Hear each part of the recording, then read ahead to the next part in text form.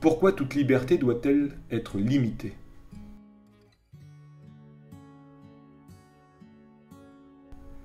Pendant des siècles, les Français ont été privés de liberté. C'est à partir de la Révolution française, 1789, que les libertés dont nous bénéficions actuellement commencent à être reconnues. Le premier grand texte en la matière est la Déclaration des droits de l'homme et du citoyen de 1789. C'est le premier texte à reconnaître des droits et des libertés aux Français. À cette époque, cependant, certains droits sont encore refusés aux Français, par exemple le droit de vote. Le suffrage universel sera reconnu aux hommes en 1848 et aux femmes en 1944 seulement.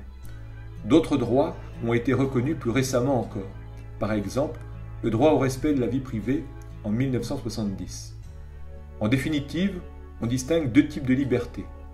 Les libertés individuelles, par exemple la liberté d'expression, et les libertés collectives, par exemple la liberté d'association.